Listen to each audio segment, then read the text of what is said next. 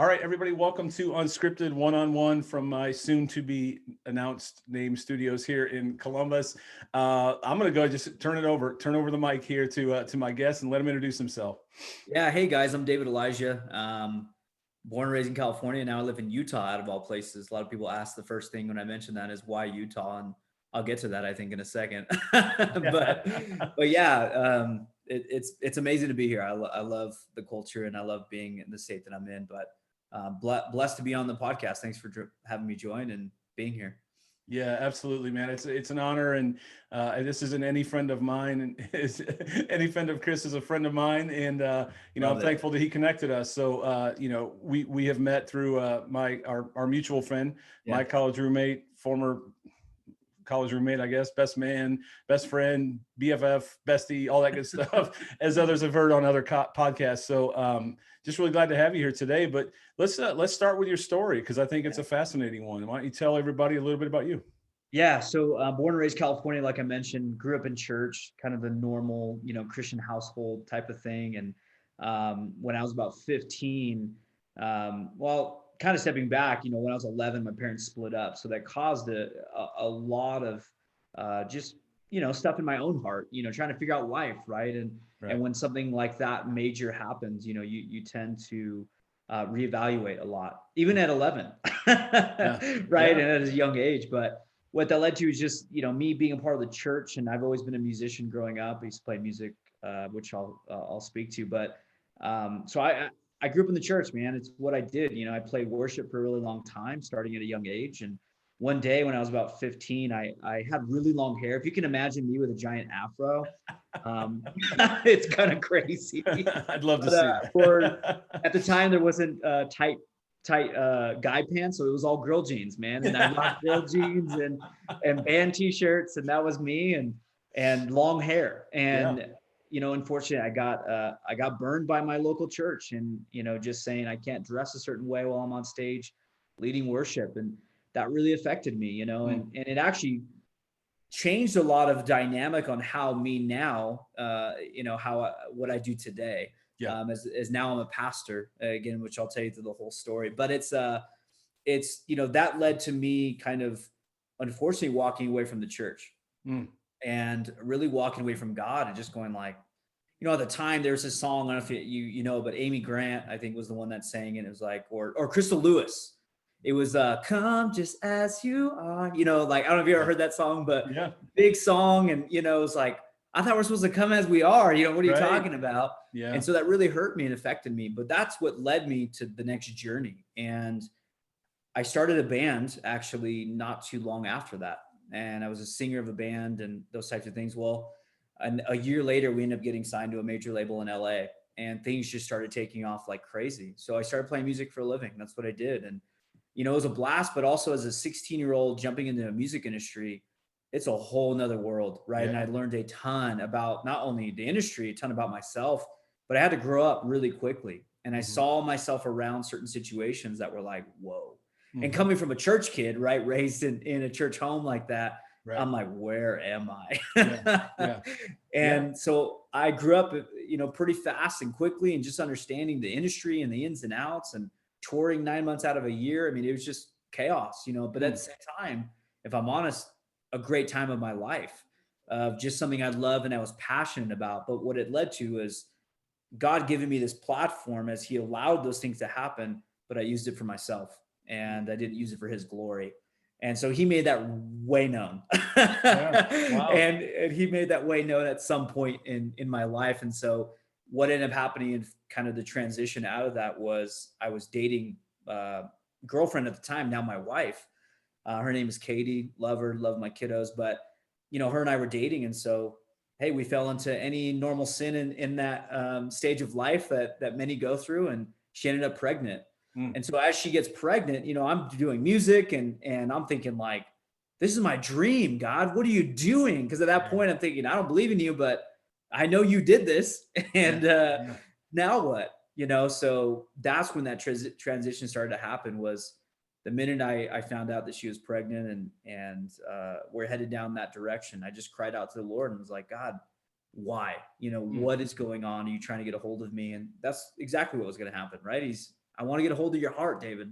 I have bigger plans for you. You know, I have a bigger vision, but right now you're busy focused on you, and I need you to get back focused on me. And so, anyways, the last tour I ever did was 2008 Warped Tour. You know, some people that were on that tour were Katy Perry. That's my claim to fame, I guess. Wow. Being on that tour with her and a bunch of others. And, you know, it was a fantastic time. But during that whole tour, it was about 2 months long. The Lord just kept speaking every night as I just laid in the van and moving to the next, you know, show, and just the Lord speaking, David, I have something better. I have something better. And it was hard. It was one of the hardest tours I ever did, because I was wrestling, you know, of, I know what I should be doing, but all I want is my dream, you know, and what this talent that God gave me, but it's like, I want to use it for me. And so it was a tough time, but what ended up happening is my son, I was in New Jersey. My wife at the time, we ended up getting married between this whole thing. I know I'm kind of jumping around, but it's a long story, so I'm trying to keep it shorter. No, you're good. You're good. Yeah, time's yours. You know, I'm in New Jersey. She calls me and she's like, "This baby's coming out tonight." I'm going, "No way! I want to be there." Like, so long story short, an hour later, I'm on a plane. Wow. 5 hours later, I land. We end up having my oldest, which is named Noah, the next day. Oh, and awesome. From that point on, man, life just radically changed. Yeah. As I saw, you know, my first child born, I was 18 years old, by the way. And, oh my gosh. You know, it changed everything. Yeah. I got to see him and just go, I got to start over, you know, and so start fresh. And the reason why Utah is, my wife's from California, but she moved out here a long time ago. We met through a mutual friend. And so her whole family's out here. And so what I decided was, I'm going to move to Utah and just start over and start fresh and see what God has for me.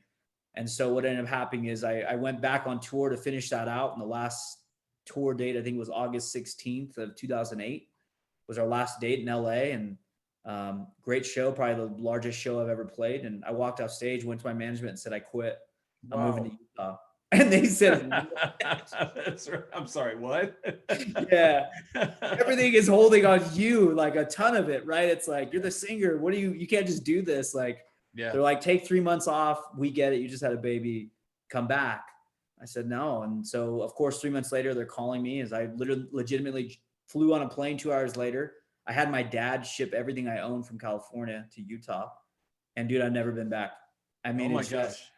The Lord just said, go. And I went, and trust me though, I was mad, bitter, angry, all of it for a couple years. Like, why am I here? Yeah. You know, what am I doing here? And I set aside music for those 2 years too, just to figure out, what do you have for me, Lord? And so yeah, that led to becoming a worship pastor at another church, and then ultimately leading me to plant a church now called New Hope Calvary Chapel. So me and my wife planted that church 3 years ago, and man, it's been a blast. And one of the hardest things to do in the state of Utah. Yeah.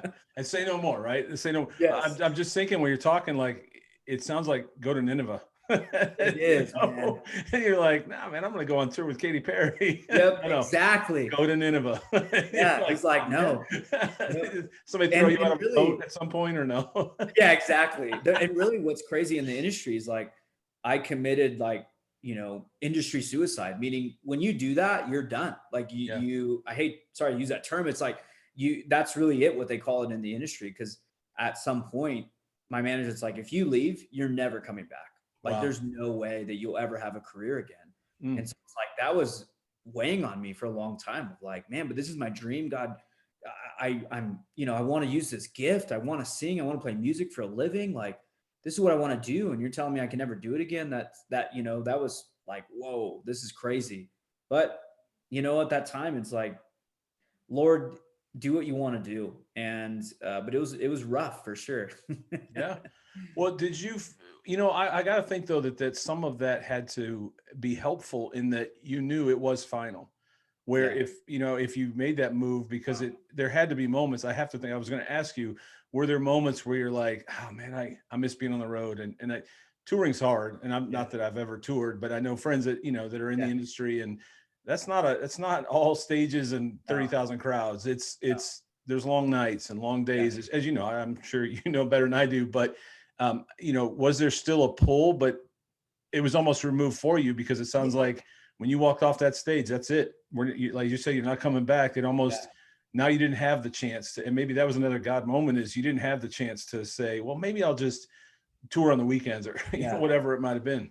No, it was done. And Yeah. what was interesting is I tried again. I honestly did. A couple years in, I tried to get back in. I tried to like make new connections in these things. And I started writing for different artists and doing those types of things. And it was always on the cusp, you know, it was always like right there, we're about to hit that single and we can make a ton of money or whatever it was. But dude, everything just started closing. Boom, boom, boom, boom. And I'm like, eventually I just was like, it's done. Like for real, like it's done. And there's nothing I can do. Like the Lord's just going to keep shutting it down because he's like, David, this is not the plan. And now, you know, I look back and go, I get it.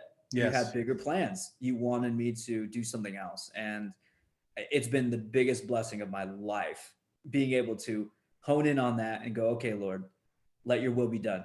You know, here I am, Lord, send me. That's it. You know, I think too, the hardest things for all of us, and when you reach that place, and I can't say that I even have perfected that, but I think that it's being available and being open, being available for whatever, and being open to say, I don't know if I agree with that. I don't know if I love that idea, but I'm available. If you want me to go to Nineveh, you want me to not tour with Katy Perry, then I'm open, you know, and I'm available for whatever it is you have next, man. That surrender is hard. It is hard. So hard. It is so hard. But I think when we see the fruits of the surrender, then that's God's way of saying, I told you, you know, I think those come in a lot of different forms and factors. You know, I think some people might hear, well, I heard from God, and you think, man, that's weird. But, you know, my mom used to always say, God sends his angels, you know, and I think it could be an email, a text, something you saw on TV, something you heard on the radio. It could be anything, but there are those confirmations to say, this is why you're doing what you're doing. Right. And I can't imagine leading a church now, how you probably see this on a Sunday to Sunday basis. Yeah, it's crazy. I mean, it even stepping into when I felt like the call to plant a church, I'm going like, no, like that's not me. I'm a musician, Lord. Like I play worship, right? I play worship. I don't talk. Like that's just not what I do. And so that was a transition too, but that was you know, like you just mentioned, man, surrendering leads to the biggest blessings. I found that in my whole life. When you surrender, dude, God blesses in a huge way. And that can be a multitude of things, right? That could be anything. But I've seen when I surrender to the Lord, the biggest blessings come. Doesn't mean the time between isn't difficult, because it is difficult, right? Because you're trying to grow, right? It's you in the potter's hand. I mean, he's molding and shaping you during that time, and that's rough. But at the end, you're like, man, when you get past that, you're like, I'm so glad I surrendered and went through that hard time, because the blessing I see now. And now it's like, as a church planter and planting here now, it's just like, Lord, I'm so thankful that you pushed and you pushed and you pushed us to do this. Because I wouldn't have it any other way now. It's the biggest blessing ever. That's amazing. And I think there's the surrender, then there's the refinement process, like you said, you know, and the refining, it hurts sometimes, you know, but it's, I think we're always, you know, moving towards it. I think when we've understood our faith, that's where our goal is. It's that somebody charted it for me one time, and they put a cross way up in the upper right-hand corner, you know, and it was like a graph constantly going up, you know, and then there was down, and there was, the point was to constantly be, you know, and he explained it to me that I've never forgotten it, is that, you know, if we passed at that very moment, our attorneys, we're already there. Like it's our glory already awaits, and we are heirs to the throne today. But the journey to, you know, until that moment is a constant zigzag upwards, hopefully, if we're really tuned in and doing what we're supposed to. So that's awesome. What a cool story. Yeah. And I think at the same time too, like, though I was on that journey and when I first moved here and tried to plant roots here and go, all right, Lord, you know, send me and I'll do whatever you want. I mean, that was the hardest times of my life, because it was that battle between what I wanted and what I desired versus what God desired. And so it is like that Nineveh story, man. It's over and over again. I saw that in my life of, no, Lord, I want to go this way. And he's like, no. And then I find myself, you know, on the boat the other direction. And he's like, and then he causes chaos and everyone's like, dude, jump, get out of here. You know what I mean? Katy Perry, get out of my boat. Get off my tour bus. Like, oh, dang it. Like he's headed me this direction. It's like this constant battle and fight, but it's so, again, so worth it. But to be honest, taking a step back, like I struggled even with my faith during that beginning time when I was here, because I had to it was like I was on my parents' faith. I was on what, Yep. I grew up in the church, but I realized like I'm just doing what they tell me to do. And then so during that time of the journey of understanding, okay, I shouldn't be doing this anymore, and God's called me something different. I really struggled with what's true. Is Jesus who he says he is? And is the Bible true? And so I stepped out into all kinds of different religions, looking at everything, because I questioned everything again. Sure. Like, Sure. what do I do? And ultimately, what I found, man, is, as you know, right, is Jesus is the only one that came down to us, man. Everyone else we have to climb a ladder to get to him. And I'm going, I want Jesus. Like, That's man, right. he came for me. Like, Yeah. that's a big blessing, right? And that's what I want, is that relationship and that realness too, as you mentioned. Like, you got to be real, you got to be honest, you got to be open and readily available for those types of things too. And I think even as a pastor today, I tell our congregation and many people I meet with, like, man, just be real with God. Just be real. Yeah. Like, he wants you to be. He already knows what's on your mind. He already knows what's on your heart. What are you trying to hide? Right. Be real. Yeah. And you'll see what happens. God will move.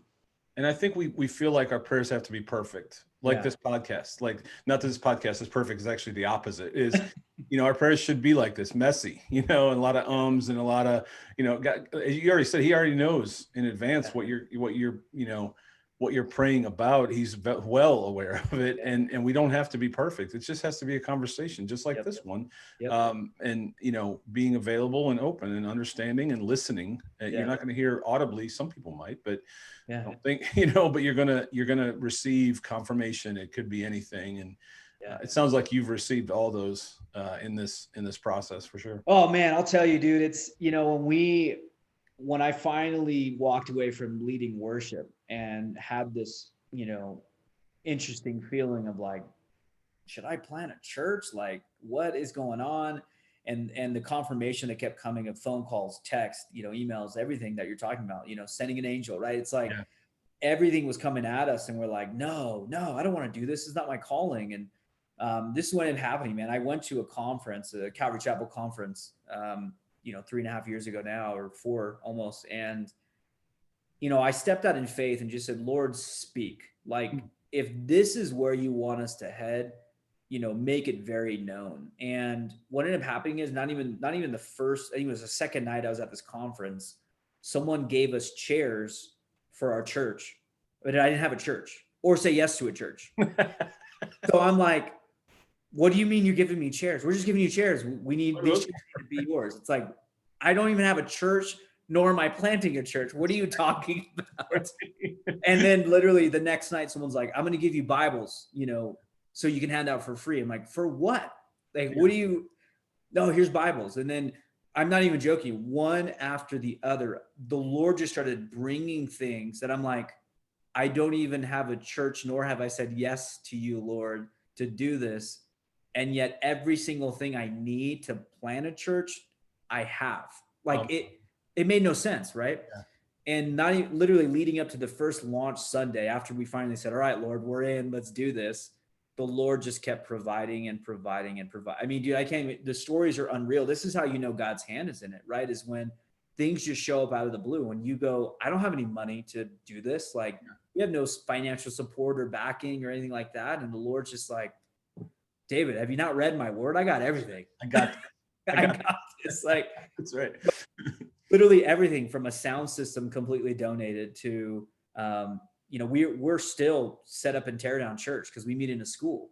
So we needed a trailer. We need all these things. I'm going, how much money do we have as a church? And I think, my church admin time's like $300. I was like, cool. Yeah. Next day I get a phone call. Someone's like, I'll donate $500 towards a trailer. So I'm like, great, cool. That's awesome. But we need a lot more money, and that's fine. Thank you. So we found a trailer that was like $3,500. This is how God moves, man. And we had 500. I said, call them and let's give them 500 and see if they'll take it. No joke. They took $500 and gave us the trailer we needed. I mean, this is just what God does, man. No, it's unbelievable. It's crazy. And then story after story like that, man, was just insane. And by the time launch Sunday came, it was like we had everything we needed and literally spent $300 as a church to get that. And then what's funny is the hotel at the time we were meeting at didn't know this, but I had no money for that Sunday to pay. I feel bad, but I said, all right, Lord, like we're here. We signed the contract. I owe money.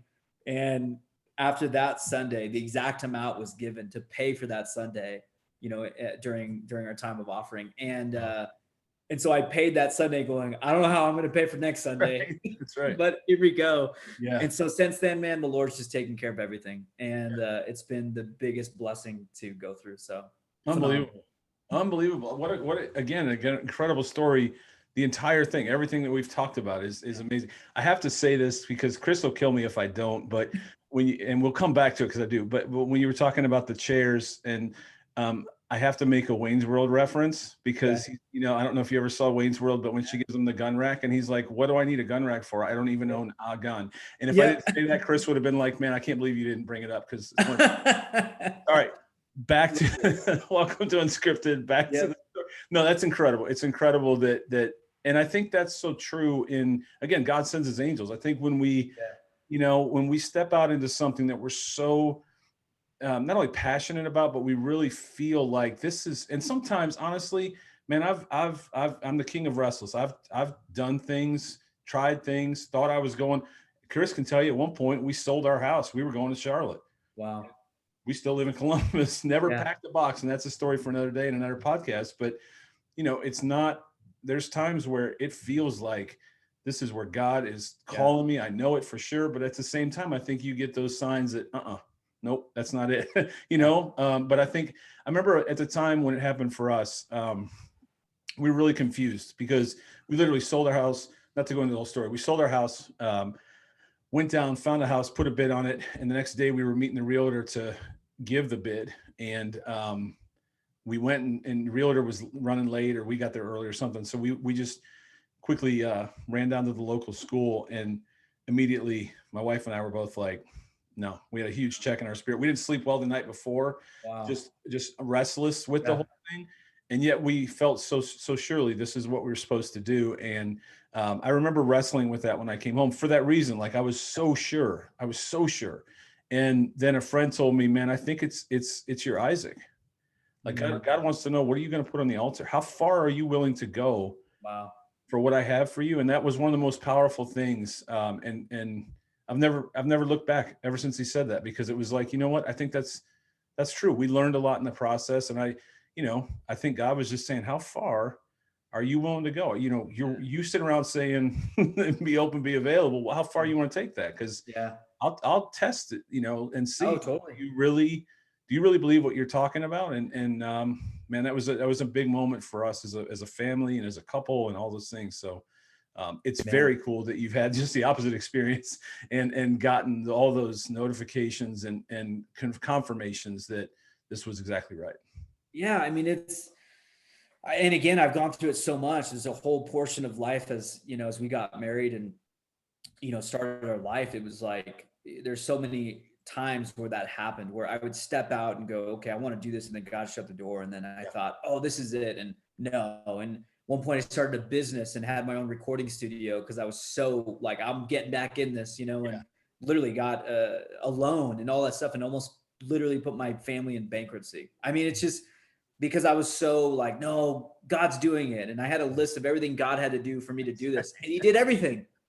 Like he gave it all, but then it was the worst year financially. Everything was bad. Like I'm going, God, what are you trying to do? And he's like, David, wake up. Like, I got something bigger and you're still trying to go back here. Like, stop, let's move forward.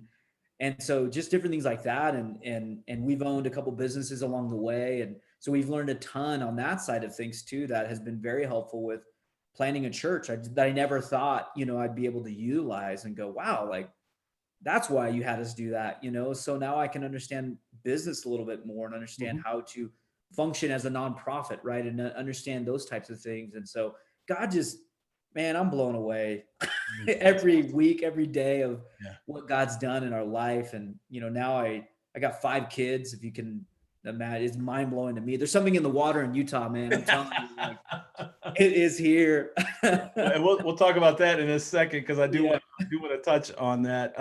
But there was something you said way back at the beginning that I really wanted to, because I think I was very similar in that, I think, and you probably know the verse. I don't have it off the top of my head, but isn't there a verse that says, train up your child in the way they should go, and Absolutely. they won't run from it, or they won't, Yeah. it won't leave them. I think Yeah. is, You just train them up in the way they should go. That's the point. but isn't there is it in addition to that, or is there somewhere else that just talks about it'll never stray from them. Yeah. It'll always It's be in the same text. okay. Yeah. Good. All right. See, I You learned got it. something about Vernon, but no, I think it was the same thing, that my faith was my parents' faith. And I talked about this on a different podcast too. And I think no matter how far I strayed, at the end of the day, even though it was their faith, the teaching was still there. Mhm. And I knew when I wasn't doing things that were, that I Right. should have been doing, the alarms were going off, like, come on, man, this is not, this is you're better, I've created you for more than this, kind of a thing. And so I didn't want to get too far away from, I know we talked about it at the very beginning, but I thought it was important because it sounds like that's even happened with your story. Was you were raised in the church, it was those seeds were planted, and you didn't stray from it. You strayed in terms of things, but it was always still there. Yeah. And I think it is kind of like a prodigal son idea, right? It's like, look, I'm going to do my own thing now and see what's out there. And I think many people in this culture today do that, right? As we are raised in the church, oftentimes we find ourselves going, I want to see what's out there, right? It's just a natural thing in us. Sin's natural, right? To us, it's like we're born that way. And so I think people deter and go and try to see what's out there in the world. And they soon realize, like, I'm okay with eating pig, food out of in the pig stalls. Like, Right. you know what I mean? That's what we get to is Yeah. in that story. It's like, no, like, well, because Jesus has something so much greater. And what's so unique about that is I just taught about that on Sunday, but what's so unique is how quickly Jesus is like, man, come on back. I'm here for you. And that's where it's the same thing with us. Like, I've learned so much as a parent, having 5 kids now, where, hey, if my kids ever were to make those types of mistakes, how much grace I would give them, honestly, because of what I went through, and understanding, like, man, the biggest reason why I was able to step back and realize who Jesus was because of his grace, and understanding, like, man, I'm going to make so many mistakes, but every single time Jesus is there going, I love you, David. I love you. Like, yes, we make mistakes. Yes. But I want you to learn from these. And the only way you're going to learn, honestly, is by me showing you that grace and mercy. Yes. And that love that I need to. And so that was huge for me, of like, oh my gosh, like, because, if you talk about tagline of a church, is like, a lot of people use love God and love people. And right. We do that. But really, the reason why we say love God and love people, and it is literally the heartbeat of our church. And I think anyone that does show up and come, and anyone be a part of our team, really feels that, because of what, and honestly, it stems from what my wife and I have been through, and what we've seen from other churches too. And just our story of how we were raised and what we both went through at the same time, of just realizing, man, if we truly do start with these 2 basic things that the Lord gave us, the 2 greatest commandments, yep. The rest will fall in line. We just got to love him, have that relationship, but also that grace we've been given, being able to pour that grace out. And so oftentimes we get stuck there. Yeah. We're so willing to receive the grace, not willing to give it. Yeah. And so me going through what I went through, I realized, man, I need to give grace, because right. I was once there. I was the lost sheep running away. I was the prodigal son running away. Like, and what brought those back is Jesus chasing them, going, I got grace for you, son. Mm-hmm. I got grace for you, daughter. And I want you here, and so that was huge for my life. Yeah. Amazing. And I think so true. There's been so many powerful things that you said in this podcast. I can't wait to get it out to everybody. Because I think that there's going to be a lot of takeaways for everyone. Now I know why Chris wanted us to talk and meet, man. Awesome. And it's been really, really good. I think, so let's talk about, because as soon as you said Utah, I think most people think, okay, well, Utah's known for pretty much one thing. I mean, well, a lot of things, but one thing in general, and that is, obviously heavily populated Mormon culture. So what is it like leading a Christian church in a very Mormon dominated place? Yeah. Hard.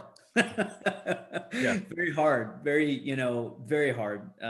Because there's, in one side, there's a lot of people think there's a lot of similarities, and the other side, there's a lot of people that don't think there's any similarities, right? And so you have to balance those two and help people understand that, yeah, there is differences and there's major differences. Mm-hmm. And so walking people through that is very difficult and hard. And because to start with that, Utah's a beautiful place, man. The people here are amazing. The culture here, honestly, is incredible. Everyone is so welcoming. And I love that about this state and why I call it home. It's like, it's amazing that way. But just like anything, as you start to dig in a little bit deeper, right? And dig in a little bit deeper, you realize, man, we're all in need of hope. Every single one of us. And that's been the biggest thing here. And a lot of people don't talk about it, but I'll be so frank. I mean, I think the last statistic was we're number 2 or 3 in suicide in the nation. Oh my gosh. It tells you something, right? Right. We're number, I think between 1 and 3 in the nation for opioids. So a lot of drug addiction, a lot of drug use here, a lot of heroin addiction, a lot of that stuff here. And what you realize as you take a step back is, again, culturally, they don't like talking about that here. Most people don't want to talk about it, but I talk about it, because it obviously shows that there's a problem, and that's nationwide, right? It's everywhere. Right. And so it's not there, but even in, I think last stat, maybe 4th or 5th in porn too. So hopefully no one tries to quote me on that. I know I've looked and we're up there, right? We're really up there on a lot of these issues. Being at the hospital not too long ago, I saw a billboard in the hospital saying Utahns fill 7,000 prescription bottles a day. And I'm just going like, wow, this is crazy, and it's rampant. And so you realize as you take a step back from that, you go, man, people need hope. And the last stat from 2018, 2019, I haven't seen 2020 yet, but the rate of suicide and how often it happens went up by an hour. So it's every 13 hours we're having a suicide in the state of Utah. Oh my goodness. So it tells you, man, just before pandemic. Is that right? Before pandemic. Good. And I don't even know the stats of closer now. I mean, it's I don't even know. Yeah. I don't know yet. I haven't seen those numbers, and I'm sure in the next couple of months, they'll probably start releasing that. But yeah, looking at the stat for the state, every 13 hours, somebody's committing suicide, and it's younger too. It's a younger demographic. And so you look at that and go, as a pastor, right here, and seeing all of that you see and the conversations you have, all I'm trying to do is bring hope, and that hope is Jesus. And point people there, point people away from a workspace theology, a workspace mentality of I got to climb this ladder to get to God. It's like, no. Jesus came down for you. Right. He came down to die for you, and help people understand that's the hope we need, right? That's the hope we're after. And that's what we're pointing people to. And so again, hard, but very, very simple to go, it's that easy. It's that easy that it is just about Jesus. And I think sometimes people go, it's too easy. Like they're turned away from it because it's like, no, this is too simple. But it's like, no, the gospel is simple. Right. It really is. And so, we step a lot into that. And that's our message constantly, is the hope in Jesus, and that he's the one that's going to bring healing and hope. And I'll tell you, man, as we go Sunday to Sunday, lives are radically changed. And it is so cool to see what God is doing in such a place as this. And to just see people giving their life over to Jesus and stepping into that relationship with him is so amazing to see. Do you have people that come in that are Mormon and are curious or maybe want to step away from that faith? Do you have that or? Absolutely. Absolutely. Yeah. Almost on a weekly basis, and I think, again, not speaking against them, it's just, we see it all the time. We see it all the time where a family comes in, maybe they, especially in 2020, I'll tell you, since the pandemic has started and happened, we have seen more than ever. And I think we're seeing it across the board. You look at any, you just look at the church globally, Christian, whatever denomination, just Christianity, more and more people are starting to walk away, from roots and from what they, not necessarily what they believe, but they're not coming on a normal basis anymore. Right. And so you're seeing that here on the Mormon side, where they're not going to church anymore. And so it's enabled them to pop into other churches, or enable them to watch online, or those types of things, and go, why is this different? And what's different about it? And so, a normal like Mormon service, it's very, they do organ based, a cappella stuff and hymns. So someone steps into our church, it's like, whoa, what's going on? Especially with your background, I have a feeling it's rocking.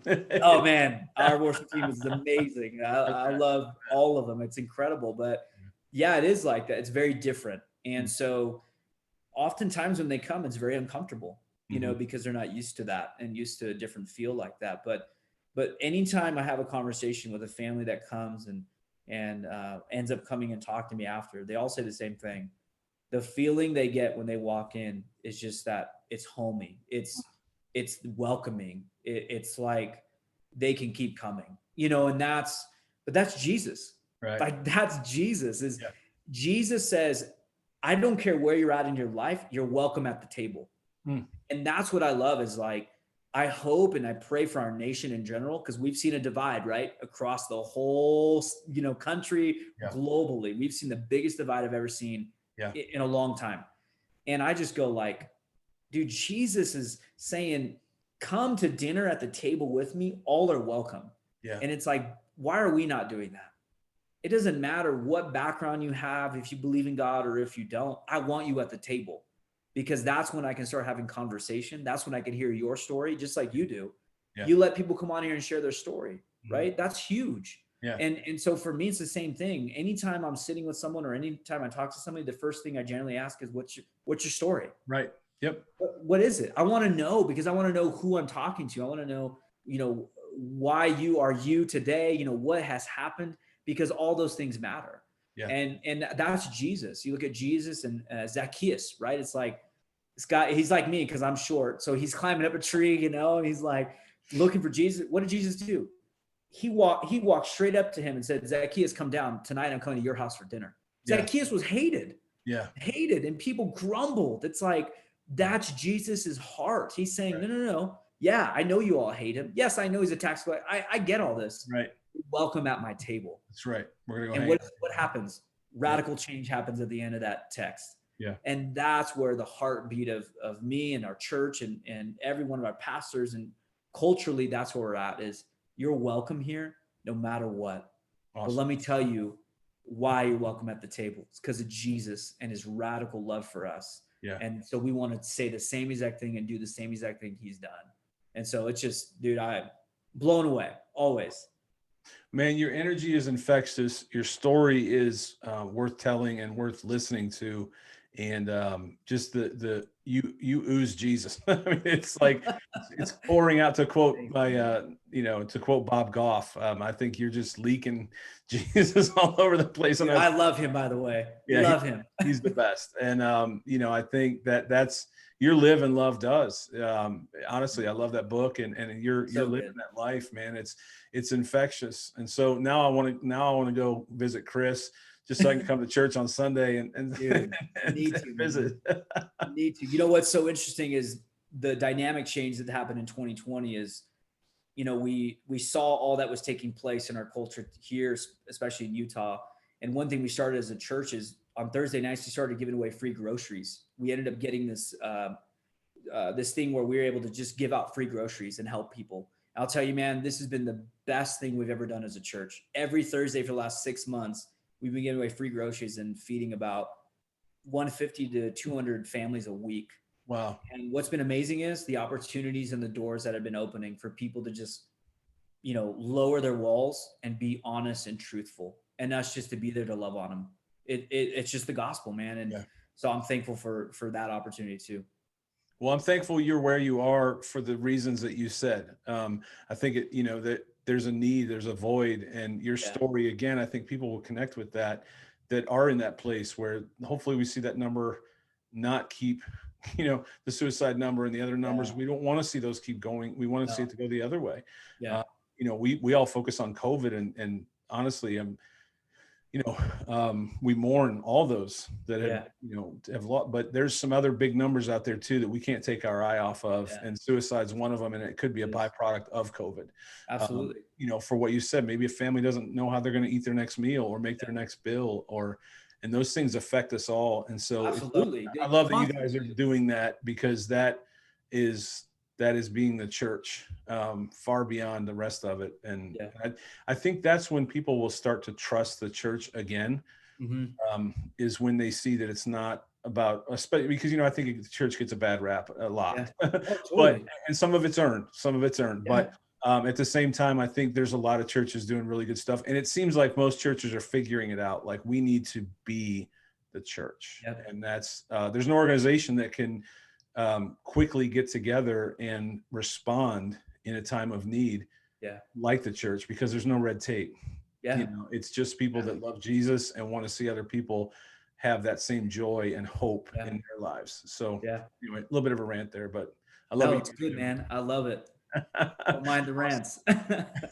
Awesome. Well, man, anything else before we get off? Any links that you want to share? If anybody wants to get a hold of you, do you just go to the website, or what's the best way? Because I don't know, if somebody's driving down the road, they may want to reach out to you and hear more. Yeah, sure. On Instagram, my thing's at I am David Elijah. That's where I post most of my pastor stuff and just more of that side of things. And then check out the church, www.nhccchurch.com. So New Hope Calvary Chapel. We believe that, man. We believe to bring a new hope. That's what we're all about. And so please, if you care, go look, man, and find us on YouTube as well, and go check out what we're doing, and try to be a part of it, even from a distance. We'd love to just hear other people's stories too, and help in any way that we can in return. So. Well, you've always got a friend here at this podcast. If you ever need a message to get out to the 2 or 3 people that listen, you're more than welcome to use this platform. But man, this has been an honor tonight. I've said this on pretty much, I think, every podcast. This has been so life-giving for me, this entire thing. And in a way, it started the same way. Like, all right, I guess I'll do this. And I've gotten more out of this in the last several months. To meet people like you, hear your story, and just be challenged too. I'm going to walk away from this tonight and think a little bit about, all right, where are you at? Or am I on the boat? Are they throwing me off? I mean, there's, I think we always have to just check in, make sure that we're headed where we're supposed to be, and the doors are open, and we are getting those angels saying, yep, you're headed the right way. And when they're not, then it's time to recalibrate a little bit. So I'm thankful for your time, man. Hey, man, thank you. Last thing I'll say is this: are we willing to be the hands and feet of Jesus? That's it. And if we are, God's got a lot in store for you. Awesome. And that's it. So. Love it. Well, man, I'm going to have all the links in this post. It'll be on YouTube and on the podcast and everything else. And hopefully I'll get out to Utah one day. You know what I am going to do? I'm going to drop in on service on YouTube, because I can do that. Yeah, man. So I'll be checking out some stuff on YouTube, and you got a fan and a supporter here in Columbus. Man. All right, man. Best to you. Take care. God bless.